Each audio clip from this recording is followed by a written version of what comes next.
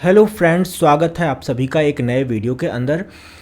यहाँ पर मैं सॉल्व कर रहा था टेस्ट पेपर जो कि बुलियन अलजेब्रा पर था और क्वेश्चन नंबर 1 जो कि गेट 2025 में आया हुआ था उसे मैंने सॉल्व किया था और उसका लिंक यहाँ पर आपको मिल जाएगा उसके सोल्यूशन का, और आपको चैनल पर भी मिल जाएगा। चलिए देखते हैं क्वेश्चन नंबर 2 जो कि गेट 2024 में आया हुआ है। और ये क्वेश्चन यहाँ पर पूछ रहा है कि for a boolean variable X which of the following statements is are false. तो इज आर यहाँ पर देखते ही हमें समझ जाना चाहिए कि एमएसक्यू है और एमएसक्यू क्वेश्चन गेट में आता है, और जितने भी वनडे एग्ज़ाम कॉम्पिटिटिव एग्ज़ाम है वहाँ एमसीक्यू ही आता है, एमएसक्यू नहीं आता है। आइए चलिए इस क्वेश्चन को देख लेते हैं। तो ये क्वेश्चन यहाँ पर है। तो यहाँ पर जैसा कि मैंने बताया कि इज़ और आर लिखा हुआ है और गेट में क्लियरली लिखा रहता है कि ये एमएसक्यू क्वेश्चन है। तो अगर आपको वनडे एग्ज़ाम में देगा तो कुछ अलग तरीके से इसको बनाएंगे। फ़िलहाल ये क्वेश्चन बहुत ही ईजी है अगर आपको बुलियन लॉज पता है। तो पहला बुलियन लॉ ये एकदम सही है। फिर यहाँ पर ये सही नहीं है, वन के साथ किसी भी चीज़ को अगर हम प्लस करते हैं तो वन आना चाहिए, ये एक्स आ रहा है, ये सही नहीं है। एक्स इंटू एक्स एक्स आना चाहिए, यहाँ पर जीरो आ रहा है, ये भी सही नहीं है। और एक्स प्लस एक्स बार वन, ये सही है। तो यहाँ पर हम देखते ही इस क्वेश्चन को हम बहुत ही आसानी से कर सकते हैं। लेकिन आप कहते हैं सर कि एग्ज़ाम में प्रेशर रहता है और चीज़ें जनरली क्लिक नहीं करती, भूल जाती हैं। तो उसके लिए हम क्या करेंगे, उसके लिए सिंपली हम लोग देखेंगे अपना बाई केस मेथड। तो पहला हम देखते हैं x dot one is equal to X क्या आ रहा है कि नहीं।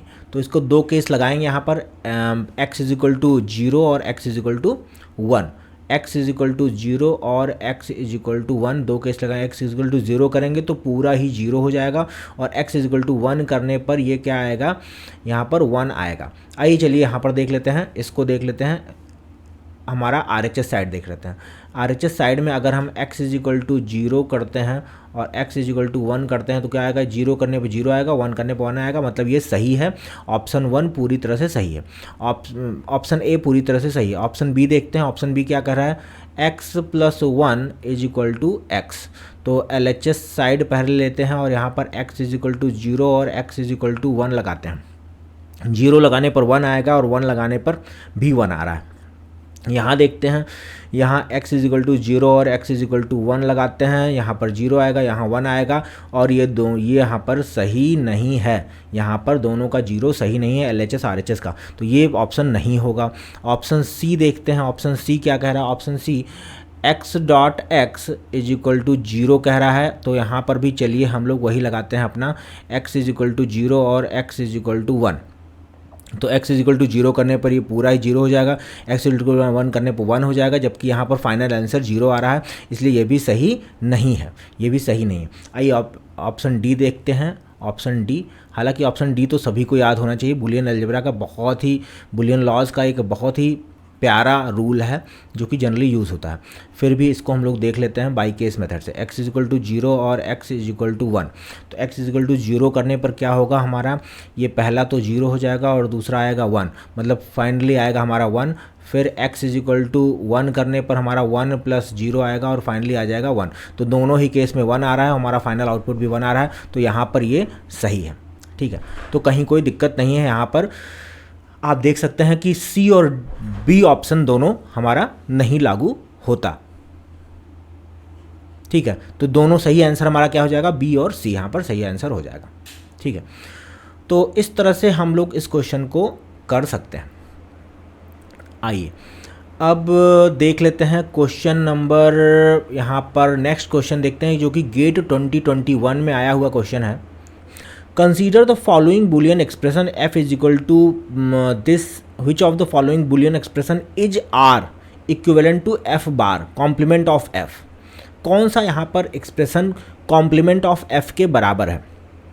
तो पहली बात तो ये MSQ क्वेश्चन है, गेट में आया हुआ है और गेट 2021 में आया हुआ है। चलिए इस क्वेश्चन को देख लेते हैं। तो यहाँ पर ये क्वेश्चन यहाँ लिखा हुआ है और चलिए इसका अप्रोच देखते हैं। तो इसको करने के लिए हमें करना क्या होगा, सब या तो हम यहीं पर इसका f बार निकाल लें। ये जो क्वेश्चन यहाँ पर लिखा हुआ है, f लिखा हुआ है, x plus y plus z, x bar plus y, y bar plus z, यहाँ लिखा हो, यहीं पर इसका बार निकाल लें। बार का मतलब f के ऊपर बार लगा दिए तो इन सब के ऊपर हम बार लगा देंगे, ठीक है। अब बार लगाते ही हमें सबसे पहले करना क्या होगा, हमें डिमॉर्गन्स थ्योरम लगाना होगा। डिमॉर्गन्स थ्योरम का मतलब होता है ब्रेक द लाइन और चेंज द साइन। तो x plus y plus z, और यहाँ पर बार लगेगा plus x bar plus y के ऊपर bar plus y bar plus z के ऊपर बार। और यहाँ पर x y z है तो क्या होगा, x बार y बार z बार, इसको ओपन करेंगे, ब्रेक द लाइन और change the sign, plus x y bar plus y z bar, ये हमारा आ गया। तो यहाँ सबसे पहले देख लेते हैं क्या ये इक्वेशन किसी के बराबर है। तो यहाँ पर ऑप्शन नंबर डी देख लेते हैं, क्योंकि यहाँ पर ऐसा लग रहा है मुझे कि ऑप्शन नंबर डी के बराबर हो सकता है। एक्स वाई बार वाई जेड बार, तो हाँ ठीक है, ये डी के बराबर है। तो अब हमें डी पर बहुत मेहनत करने की ज़रूरत नहीं, हमारा डी निकल चुका है। तो डी सही है यहाँ पर पहला। और फिर हम चेक करते हैं अपना ऑप्शन नंबर ए चेक करते हैं। ऑप्शन नंबर ए चेक करने से पहले हम यहाँ पर लगाएंगे क्या, हम लगाएंगे अपना वही पुराना बाई केस मेथड। तो बाई केस मेथड यहाँ लगा देते हैं। एक लगाते हैं x इजिकल टू 0 पर, x इजिकल टू 0 और x इजिकल टू 1 पर लगाते हैं। x इजिकल टू 0 पर हम लगाएंगे तो ये हो जाएगा हमारा 1 और ये y बार z बार प्लस 0 प्लस y z बार। यहाँ से z बार अगर हम कॉमन लेंगे तो y बार प्लस y आएगा और फाइनली आ जाएगा z बार आ जाएगा हमारा x इजिकल टू 0 के केस में। आइए देखते हैं x इजिकल टू 1 के केस में क्या होगा। x इजिकल टू 1 के केस में ये 0 हो जाएगा, ये यहाँ पर y बार आएगा और y z बार आएगा। इसको ओपन करते हैं, y बार, ओपन का मतलब डिस्ट्रीब्यूटिव लॉ लगाते हैं, और यहाँ पर y बार प्लस z बार, तो ये हमारा फाइनली 1 हो जाएगा और हमें मिलेगा क्या, y बार प्लस z बार हमें मिलेगा। आइए चलिए अब ऑप्शन नंबर ए को सबसे पहले चेक करते हैं। ऑप्शन नंबर ए को यहाँ चेक करते हैं, और ये ऑप्शन नंबर ए हमारा क्या है, x bar plus y bar plus z बार। तो यहाँ पर x प्लस y बार और y प्लस z बार ए को चेक कर लेते हैं। और यहाँ पर x इज इक्वल टू 0 और x इज इक्वल टू 1 वैसे ही करते हैं। तो x इज इक्वल टू 0 करेंगे तो ये 1 हो जाएगा, ये 1 हो जाएगा, और 1 y बार प्लस z बार। तो देखिए 1 अगर किसी के साथ भी होगा तो फिर पूरा 1 ही हो जाएगा, 0 प्लस y बार और ये y प्लस z बार, ये आ जाएगा। इसको हम थोड़ा सा ऐसे बना दे रहे हैं, और 1 प्लस, देखिए 1 प्लस वाई बार 1 आएगा, फिर 1 प्लस जेड बार ये आएगा, ये भी पूरा 1 हो जाएगा। तो ये पूरा ही हमारा यहाँ से यहाँ तक ये पूरा 1 हो जाएगा। तो इसको मल्टीप्लाई करें ना करें कोई मतलब नहीं, तो वाई बार आएगा, ये वाला वाई बार यहाँ आ जाएगा, और वाई प्लस जेड बार हो जाएगा।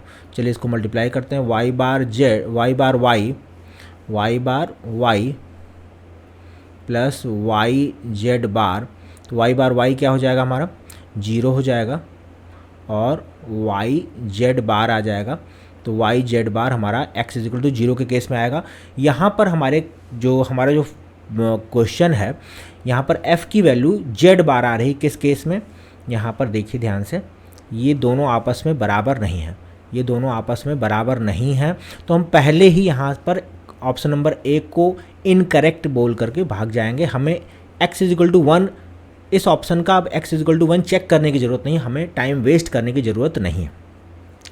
अब आप कहेंगे सर नहीं कर दीजिए, तो मैं कर दे रहा हूँ, लेकिन यहाँ पर टाइम वेस्ट करने की ज़रूरत नहीं है। तो x इजिकल टू 1 मैं कहाँ करूँ इसका, तो यहाँ पर मैं कर दे रहा हूँ x इजिकल टू 1, इस ऑप्शन नंबर ए का x इजिकल टू 1 का केस हम कर दे रहे हैं, हालांकि ज़रूरत नहीं है। तो 1 करेंगे तो यहाँ पर आएगा 0 plus Y bar plus z बार। तो 0 का से कोई मतलब नहीं, फिर हमारा x यहाँ पर 1 प्लस वाई बार, और ये आ जाएगा y प्लस जेड बार। तो 1 प्लस वाई बार, 1 किसी के साथ भी प्लस होगा तो 1 आएगा, y बार प्लस जेड बार, और ये आ जाएगा y प्लस जेड बार। तो अल्टीमेटली देखिए y बार जेड बार आए ना आए कोई मतलब नहीं है, क्योंकि हमारा x इज इक्वल टू 0 तो अनसक्सेसफुल रहा है। तो y बार y प्लस वाई बार जेड बार प्लस जेड बार y प्लस जेड बार तो y बार y ये हो गया 0 प्लस वाई बार जेड बार प्लस जेड बार y प्लस जेड बार कॉमन लेते हैं। जेड बार यहाँ हमने कॉमन लिया तो y bar plus 1 plus z बार y, तो क्या होगा, ये हो जाएगा हमारा, ये हो जाएगा 1 जेड बार प्लस जेड बार y, जेड बार कॉमन लिया 1 प्लस y, ये अगेन 1 हो गया और क्या आ गया हमारे पास, जेड बार आ गया, जो कि यहाँ पर इसके बराबर नहीं है, x इक्वल टू 1 के बराबर नहीं है, तो इसलिए ऑप्शन नहीं लेंगे हम लोग। ऑप्शन नंबर बी देखते हैं। ऑप्शन नंबर ए तो सही नहीं है, ऑप्शन नंबर बी देखते हैं, x y bar plus z bar, x y bar plus z bar. Option number b x y bar plus z bar. इसका भी दो केस देखते हैं, x इज इक्वल टू 0 और x इज इक्वल टू 1। 0 के case में Z बार आएगा, 1 के केस में आएगा वाई बार प्लस जेड बार, और ये हमारा आया हुआ है कहाँ, जो हमारा एक्चुअल हमारा ये हमने एफ बार जो निकाला था, ये देखिए हम इसको घेर दे रहे हैं जिससे कि आपको कन्फ्यूज़न ना हो, यहाँ पर ये आया हुआ है, ठीक है। तो आप इसको मैच करेंगे तो ये आपका आंसर आएगा, मतलब यहाँ पर बी भी हमारा सही आंसर बन जाता है। चलिए आइए सी को देखते हैं, x plus z bar y bar plus z bar. यहाँ पर सी को चेक करते हैं, x plus z bar y bar plus z bar, I think हमने सही यहाँ से नोट डाउन किया है, x plus y z bar y bar plus z bar, x plus z bar y plus, ठीक है। इसको आपस में मल्टीप्लाई करें या फिर यहीं पर इसको हम लोग x इज इक्वल टू 0 और x इज इक्वल टू 1 दोनों केस देख लें। x इक्वल टू 0 देखेंगे तो यहाँ आएगा जेड बार और वाई बार प्लस जेड बार, और यहाँ पर सबसे पहले इसको सॉल्व कर लेते हैं। सबसे पहले इसको सॉल्व करते हैं, Z bar y bar plus z बार, तो जेड बार से तो ये सिर्फ जेड बार बचेगा यहाँ पर, ठीक है। तो जेड बार कॉमन ले लीजिए, यहाँ पर आएगा आपका वाई बार प्लस 1 और फाइनली आएगा जेड बार, ठीक है। तो यहाँ से जेड बार आ गया, यहाँ से x इज इक्वल टू 1 लेते हैं, 1 प्लस जेड बार, तो ये पूरा ही 1 हो जाएगा, वाई बार प्लस जेड बार, तो यहाँ पर तो तुरंत हमें ये पूरा 1 हो गया और वाई बार प्लस जेड बार मिल गया, जो कि हमें चाहिए था फाइनली, ठीक है। तो यहाँ पर देखिए ये भी ऑप्शन सही है, मतलब कि हमारे एफ़ बार से एफ़ के कॉम्प्लीमेंट से ये भी मैच कर रहा है। तो यहाँ ऑप्शन नंबर सी भी हो जाएगा, बी सी और डी यहाँ पर सही ऑप्शन होगा, बी सी और डी, ठीक है। तो यहाँ पर देख लेते हैं कहाँ बी सी और डी है, तो यहाँ पर बी सी डी पहला वाला ही है, इसको चेक कर लेते हैं, ठीक है। और यहाँ पर हमारा जो ऑप्शन आया था वो क्या आया था, बी और सी आया था, तो इसको भी हम यहाँ पर लगा देते हैं, ठीक है।